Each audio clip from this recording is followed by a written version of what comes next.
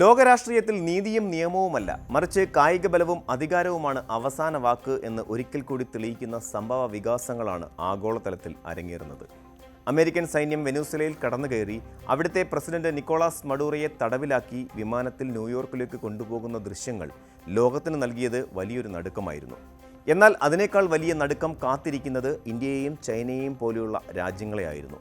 സ്വന്തം അയൽരാജ്യത്ത് സൈനികമായി ഇടപെട്ട് അവിടുത്തെ എണ്ണസമ്പത്തിന് മേൽ അധികാരം സ്ഥാപിക്കാൻ ശ്രമിക്കുന്ന അതേ അമേരിക്ക തന്നെ റഷ്യയിൽ നിന്ന് കുറഞ്ഞ നിരക്കിൽ എണ്ണ വാങ്ങുന്ന ഇന്ത്യയെ ശിക്ഷിക്കാൻ ഒരുങ്ങുകയാണ്. ഇത് വെറുമൊരു സാമ്പത്തിക തർക്കമല്ല, മറിച്ച് ആഗോളതലത്തിൽ അമേരിക്ക പ്രകടിപ്പിക്കുന്ന നഗ്നമായ ഇരട്ടത്താപ്പിൻ്റെ നേർചിത്രമാണ്. ഇന്ത്യൻ മാധ്യമപ്രവർത്തകൻ വിക്രം ചന്ദ്ര ഉൾപ്പെടെയുള്ളവർ സോഷ്യൽ മീഡിയയിൽ ഉയർത്തിയ ചോദ്യങ്ങൾ ഈ വിരോധാഭാസത്തെ കൃത്യമായി വരച്ചു കാട്ടുന്നു. അമേരിക്കയ്ക്ക് വെനസ്വേലയിൽ പോയി അവിടുത്തെ പ്രസിഡന്റിനെ പിടികൂടാം, പക്ഷേ മറ്റു രാജ്യങ്ങൾക്ക് റഷ്യയുമായി വ്യാപാരം നടത്താൻ അവകാശമില്ലേ? ഉക്രൈനിൽ റഷ്യ നടത്തുന്നത് മനുഷ്യാവകാശ ലംഘനമാണെന്ന് വിലപിക്കുന്ന അമേരിക്ക വെനസ്വേലയുടെ പരമാധികാരത്തിന് മേൽ നടത്തുന്ന കടന്നുകയറ്റം എങ്ങനെ നീതീകരിക്കും? ഇത്തരം ചോദ്യങ്ങൾ അന്താരാഷ്ട്ര നയതന്ത്ര വേദികളിൽ ഉയരുമ്പോൾ അമേരിക്ക നൽകുന്ന മറുപടി നീതി എന്നല്ല, മറിച്ച് അധികാരമെന്നാണ്. 2026 ജനുവരി ആദ്യവാരം നടന്ന ഓപ്പറേഷൻ അബ്സല്യൂട്ട് റിസോൾവ് എന്ന സൈനിക നീക്കത്തിലൂടെയാണ് വെനസ്വേലൻ പ്രസിഡന്റ് നിക്കോളാസ് മഡൂറോയെ അമേരിക്കൻ സൈന്യം പിടികൂടുന്നത്.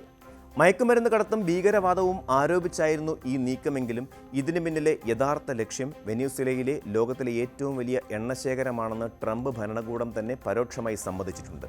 വെനസ്വേലയിലെ എണ്ണ വ്യവസായം ഇനി അമേരിക്കൻ കമ്പനികളുടെ മേൽനോട്ടത്തിലായിരിക്കുമെന്ന് പ്രഖ്യാപിച്ചതിലൂടെ ലാറ്റിൻ അമേരിക്കൻ രാജ്യങ്ങൾക്ക് മേലുള്ള തങ്ങളുടെ ആധിപത്യം ട്രംപ് ഊട്ടിയുറപ്പിച്ചു. സ്വന്തം താൽപ്പര്യങ്ങൾക്കായി ഒരു രാജ്യത്തെ ഭരണാധികാരിയെ മാറ്റാനും അവിടുത്തെ വിഭവങ്ങൾ പിടിച്ചെടുക്കാനും തങ്ങൾക്ക് അവകാശമുണ്ടെന്ന ഈ ധാർഷ്ട്യം ലോകരാജ്യങ്ങളെ ഭീതിയിലാഴ്ത്തുന്നുണ്ട്. വെനസ്വേലയിൽ തങ്ങൾ കാട്ടുന്ന ഈ ആധിപത്യം ലോകത്തിൻ്റെ മറ്റ് ഭാഗങ്ങളിലും ആവർത്തിക്കാനാണ് അമേരിക്കയുടെ ശ്രമം. റഷ്യയുമായി എണ്ണ വ്യാപാരം നടത്തുന്ന രാജ്യങ്ങളെ ശിക്ഷിക്കാനായി സാങ്ഷനിങ് റഷ്യ ആക്ട് 2025 എന്ന ബില്ലിന് ട്രംപ് പച്ചക്കൊടി കാട്ടിയിരിക്കുകയാണ്. റിപ്പബ്ലിക്കൻ സെനറ്റർ ലിൻസി ഗ്രഹാം അവതരിപ്പിച്ച ഈ ബില്ല് പ്രകാരം റഷ്യയിൽ നിന്ന് എണ്ണ വാങ്ങുന്ന ഇന്ത്യയെ പോലെയുള്ള രാജ്യങ്ങളിൽ നിന്നുള്ള ഇറക്കുമതിക്ക് 500% വരെ നികുതി ചുമത്താൻ പ്രസിഡന്റിന് അധികാരം ലഭിക്കും. നിലവിൽ തന്നെ 50% നികുതി ഏർപ്പെടുത്തി ഇന്ത്യയെ സമ്മർദ്ദത്തിലാക്കിയ ട്രംപ് ഈ പുതിയ നിയമത്തിലൂടെ ഇന്ത്യയുടെ കയറ്റുമതി മേഖലയെ തകർക്കുമെന്ന് ഭീഷണിപ്പെടുത്തുകയാണ്. റഷ്യയുടെ യുദ്ധസന്നാഹങ്ങൾക്ക് പണം നൽകുന്നത് ഇന്ത്യ വാങ്ങുന്ന എണ്ണയാണെന്നാണ് അമേരിക്കയുടെ വാദം.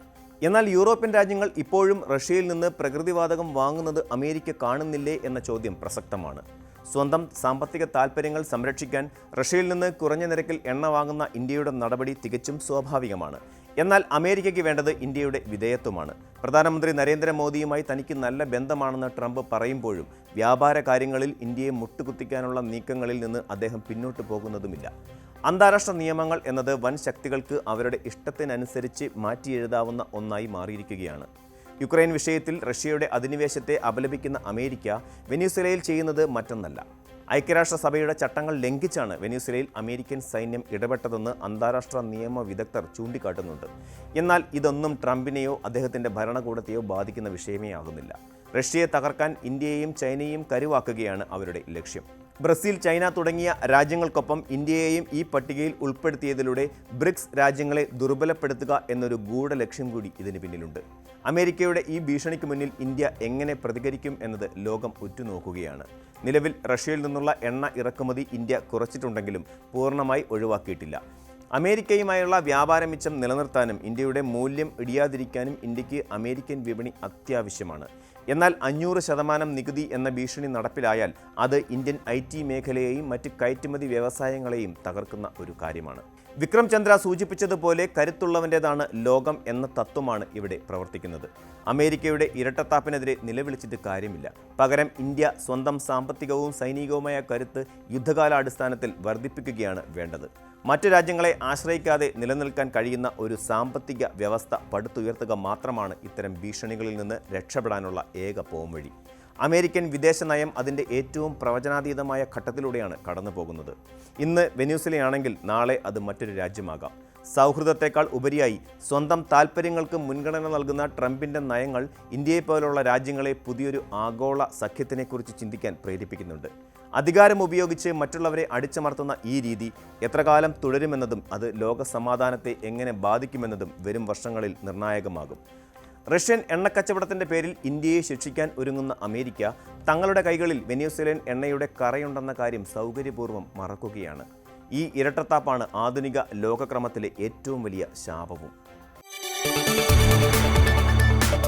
കൂടുതൽ വാർത്തകൾക്ക് news 18 Keralam YouTube channel subscribe ചെയ്യുക.